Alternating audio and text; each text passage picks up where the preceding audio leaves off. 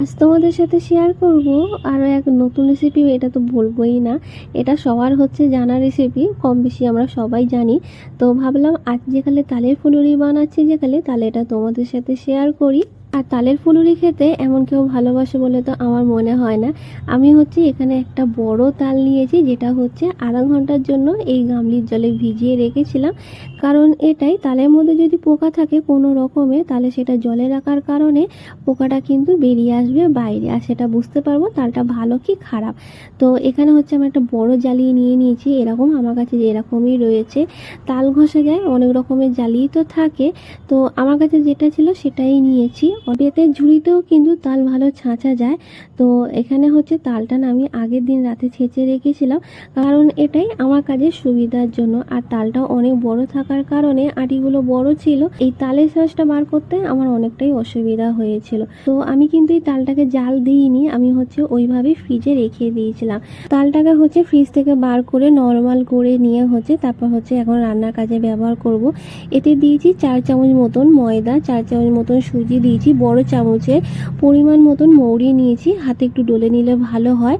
আর দিয়েছি একটা 10 টাকা দামে গুঁড়ো দুধের প্যাকেট, পরিমাণ মতন চিনি।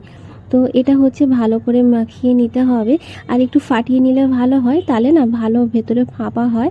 আর হ্যাঁ, তালের ব্যাটারটা কিন্তু কখনোই টাইট করে মাখবে না। আমি কিন্তু এখানে তালের মধ্যে কোনো রকমের কলা ব্যবহার করি, কলা ছাড়াও কিন্তু তাল অনেক নরম হয়। এবার দিয়ে দেবো হচ্ছে পরিমাণ মতন নারকোল। নারকোলটা তোমরা তোমাদের স্বাদ অনুযায়ী দিও, কে যে যেরকম খেতে ভালোবাসো। আর চিনিটাও ঠিক তাই। আর একটা জিনিস যেটা হচ্ছে দিয়েছিলাম 1 চিমটে নুন। নুনটা কিন্তু অবশ্যই একটুকুনি দিও, বেশি না। এখানে হচ্ছে তেল তো গরম হয়ে গেছে, আর তালের ফুলুরি ভাজার জন্য কিন্তু অবশ্যই সাদা তেল দরকার। এখানে কড়াইয়ের তেল কিন্তু আমার ভালোভাবে গরম হয়ে গেছে। আর তেল গরম করে নিয়ে কিন্তু গ্যাস একদম আস্তে করে দেবে, একদম জোরে করা যাবে না, তাহলে তালের ফুলুরির ওপরটা লাল হয়ে যাবে, ভেতরটা কিন্তু কাঁচা রয়ে যাবে। একদম গ্যাস আস্তে করে নিয়ে ভাজলে সব থেকে বেশি ভালো হয়। এখানে তো আমি এক এক করে সমস্ত তালের ফুলুরিগুলো সব কটা ভেজে নেবো। আর একদম গোল গোল হয়েছে, আর একটু লাল লালও হয়েছে, একদম সঠিক ভাজা এরকম।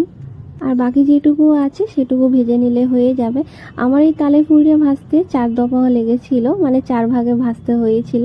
আমার এখানে সব কটা তালের ফুলুরি কিন্তু ভাজা হয়ে গেছে। আর তালের ফুলুরিটা তোমাদের ভেঙে দেখাচ্ছি যে কতটা নরম হয়েছে। আর আজকের এই তালের ফুলুরির ভিডিওটা তোমাদের কেমন লাগলো অবশ্যই জানিও। আর ভালো লাগলে অবশ্যই একবার বাড়িতে বানিয়ে দেখো, যে তালের ফুলুরি একদম নরম হবেই হবে। আর ভিডিওটা যদি ভালো লেগে থাকে তাহলে অবশ্যই প্লিজ আমার পাশে থেকো।